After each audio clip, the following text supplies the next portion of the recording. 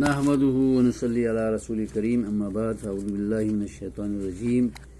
بسم اللہ الرحمن الرحیم یمحق اللہ الربا ویربی الصدقات واللہ لا يحب كل کفار اثیم۔ اس ویڈیو میں سود ہی سے متعلق آخری گفتگو کر رہا ہوں۔ اس میں اللہ فرما رہا ہے کہ اللہ تبارک و تعالی سود کو مٹا دیتا ہے، یعنی سود کی برکت سے سودی لین دین کی برکت سے سودی لین دین کرنے والے کو محروم کرتا ہے۔ وہ جو بھی صدقہ دے، جو بھی مال اللہ کے راستے میں وہ خرچ کرے، غریب غربا، مساکین، مفلوج الحال لوگوں میں اور کمزور لوگوں میں خرچ کرتا ہے، تو اس خرچ کو اللہ تبارک و تعالی قبول نہیں فرماتا، اور کسی وقت اس سودی لین دین سے کمائے ہوئے مال کو بھی ہلاکت زدہ بنا دیتا ہے، اور اس کے نقصانات اس کی زندگی میں ہی اللہ تبارک و تعالی دکھا دیتا ہے، بیماری کی صورت میں، اچانک موت کی صورت میں، ایکسیڈنٹ کی صورت میں، اور قتل کی صورت میں، اور بہت سی شکلوں میں سود کے نقصان کو، خطرے کو اللہ تعالیٰ دنیا میں ہی دکھا دیتا ہے۔ وَيُرْبِي الصَّدَقَاتِ، اور صدقہ کو اللہ بڑھاتا ہے، یعنی جو پاکیزہ مال، سود سے پاک مال کوئی اللہ کے راستے میں خرچ کرتا ہے تو اس کی برکت دنیا میں بھی انسان کو عطا کرتا ہے، مال اللہ دن بدن بڑھاتا ہے، اس میں نمو پیدا کرتا ہے، اور مقدار میں بھی اللہ تعالیٰ بڑھا دیتا ہے، اور سود سے پاک پیسے سے، مال سے، دولت سے، سرمایہ سے، مبلغ سے، سامان سے جو وہ خرچ کرتا ہے تو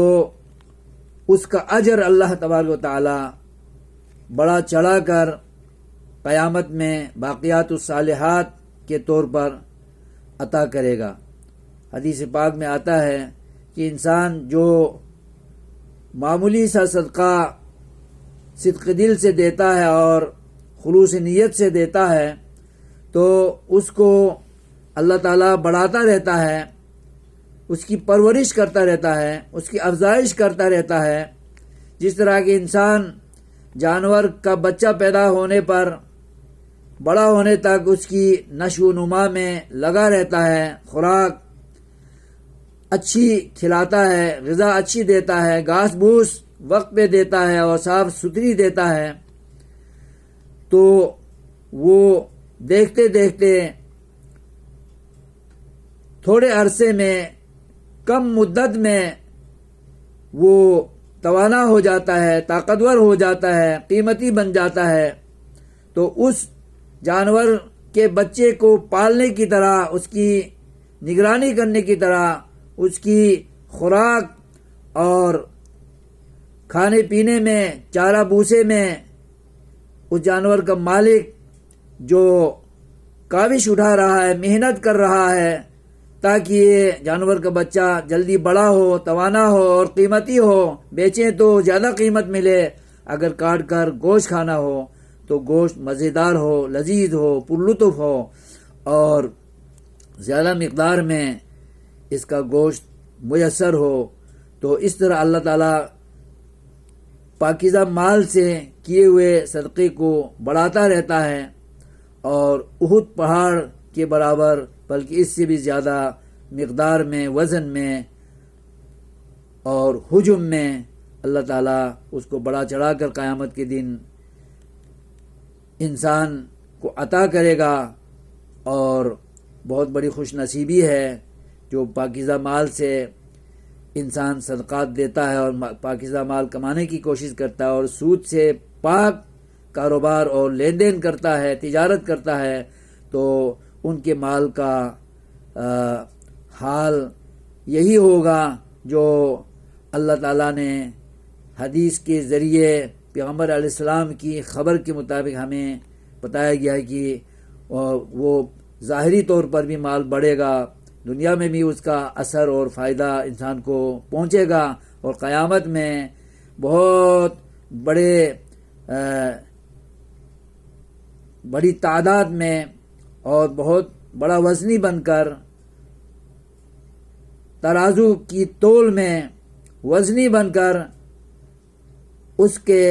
جنتی ہونے کے لیے وہ مال سبب بنے گا، کیونکہ اس نے حلال کمایا تھا اور حلال مال سے اس نے صدقہ دیا تھا۔ تو